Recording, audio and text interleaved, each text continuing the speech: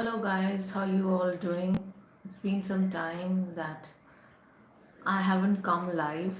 I was making shorts, but I didn't have the time to give you news updates on live. So I thought that today I will do a live in the morning, and I'll update you mainly about the Israel war, the Israel Hamas war. We haven't spoken about the war for the past few days, and I will try to give you a quick update on the Israel Hamas war. Ukraine war is still on, and the Israel Hamas war is catching up in the sense that more attacks are being made, more people are dying, and we don't see an end to the war. Most probably it will escalate in 2024 and things will get worse. But let's see the last few updates that have taken place, that has happened in the last few days. So let me start off with some of the news of the Israel Hamas war.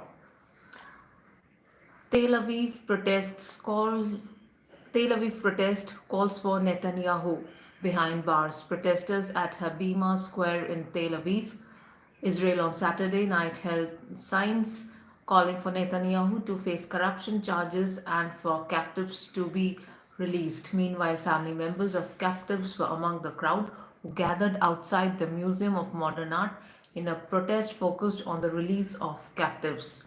Israel has said that 120 people remained unaccounted for after they were taken as captives for Gaza during the October 7 attacks by Hamas. The protests came as Netanyahu promised to continue Israel's war on Gaza, and the Israeli War Cabinet said it would meet on Sunday to discuss a possible recommencement of a prisoner captive exchange deal. That's the first piece of uh, news that has come in, and all these changes have taken place in the past couple of days, in the past 1 week, let's say that.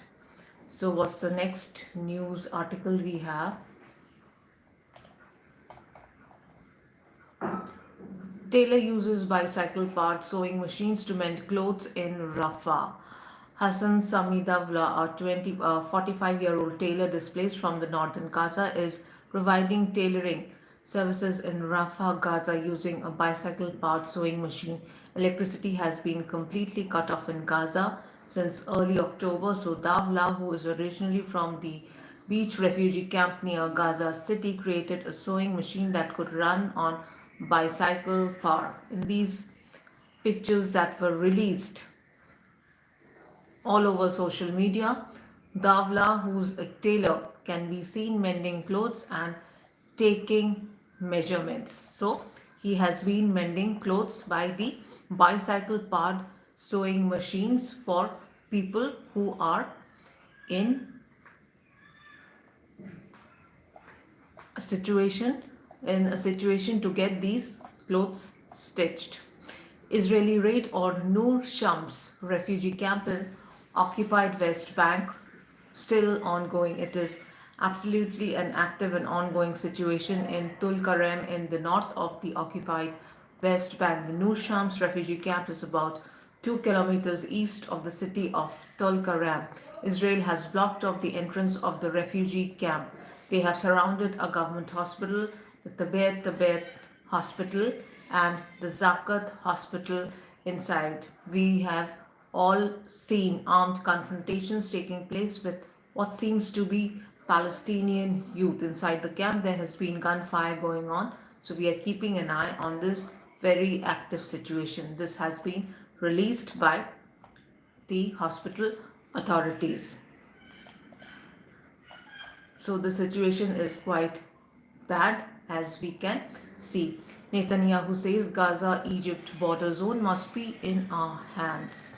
As reports have come in earlier, Netanyahu has said that the border zone between the Gaza Strip and Egypt should be under Israel's control. Netanyahu made the comments at a news conference where he also promised to continue Israel's war on Gaza. The Philadelphia corridor, or to put it more correctly, the southern stoppage point of Gaza, must be in our hands. It must be shut down. It is clear that any other arrangement would not ensure the demilitarization that we seek, he said. Raids on Al Fawar refugee camp in southern Hebron.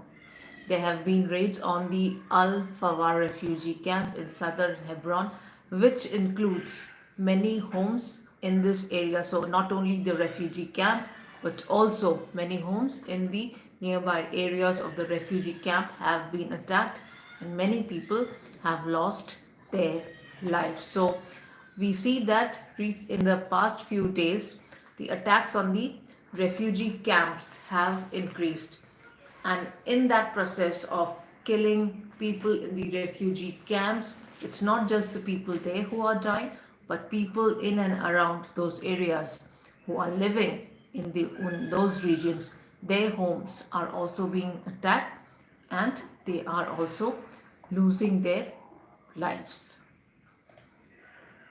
Okay. US shoots down two missiles in Houthi Red Sea attack. The US military's Central Command, CENTCOM, reports that a US ship has shot down two anti-ship ballistic missiles while responding to a Houthi attack on a merchant vessel. The Maersk Hanzo container ship requested assistance after it reported it was struck by a missile while transiting the southern Red Sea. This has been reported by CENTCOM. The USS Gravely and USS Laboon responded to the Singapore-flagged Denmark-owned and operated ship's request, CENTCOM added in a post that they released recently. While responding, the USS Gravely shot down two anti-ship ballistic missiles fired from Houthi-controlled areas in Yemen towards the ship. The vessel is reportedly seaworthy and there are no reported injuries. So nothing is safe right now in this region. Absolutely nothing. People are dying in huge numbers, whether they are staying in their homes, whether they are in their refugee camps, whether they have gone outside to get some things, to buy supplies.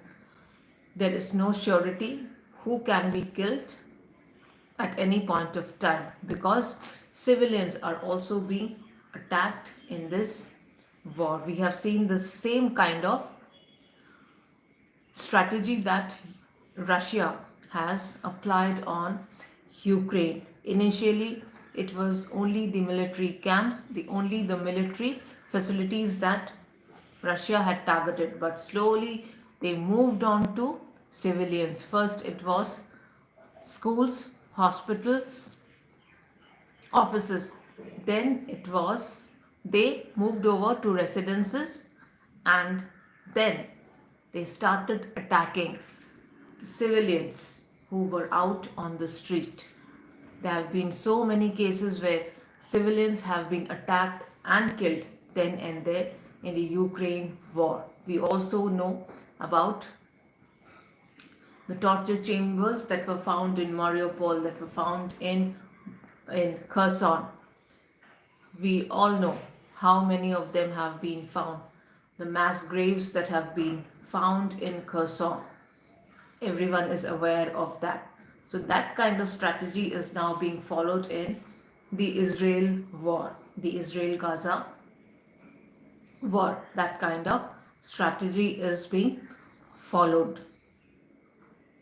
Earlier, it was only military facilities, but now camps, residences are being directly hit. Let's move on to the next article. US aid to Israel is unique in modern international relations. US Secretary of State Antony Blinken has told Congress he used emergency powers to sell 147.5 million of equipment to Israel for the second time this month. US military aid to Israel is unique in modern international relations, says senior political analyst at the media house. Heavy Israeli bombardments hit refugee camps in central Gaza.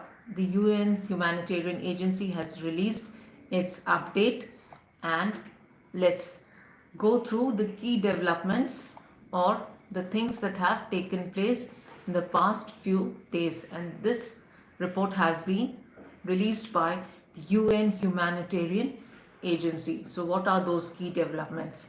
Heavy Israeli bombardment from air, land and sea continued across most of the Gaza Strip, especially in the refugee camps in central Gaza. The spread of diseases in Gaza has reportedly intensified, particularly due to the recent mass displacements across the south.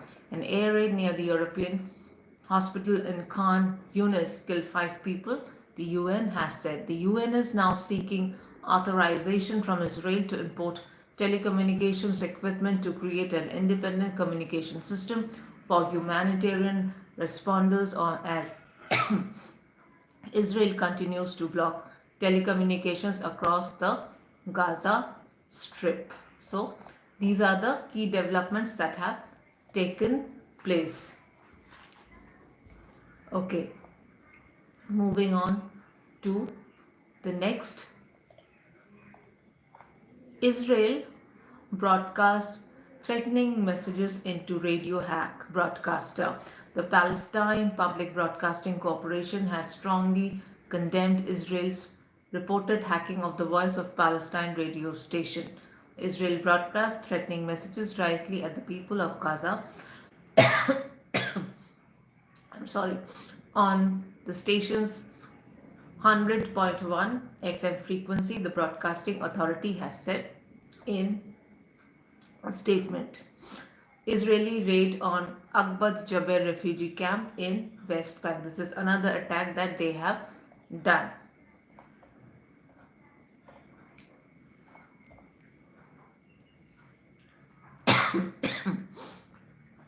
Egyptians will not give border territory to Israel. Netanyahu has claimed that the Philadelphia corridor border zone between the Gaza Strip and Egypt should be under Israel's control. But the Egyptian will not accept giving that territory to the Israelis. Rami Khoury, the director of global engagements at the American University of Beirut, has told Egypt is responsible for patrolling the corridor, which was created with the Egyptian-Israeli Peace Treaty of 1979. Tunnels underneath the corridor make it Palestinians' only outlet to the world. The plan is one of many floated by Netanyahu, who Khoury said is constantly negotiating and appealing to different audiences. So that is about much of what we have from the Israel-Gaza war, and I will keep on updating you in the coming days. I was kind of busy in the past few days with my friends and family and all, as you know. So, bye.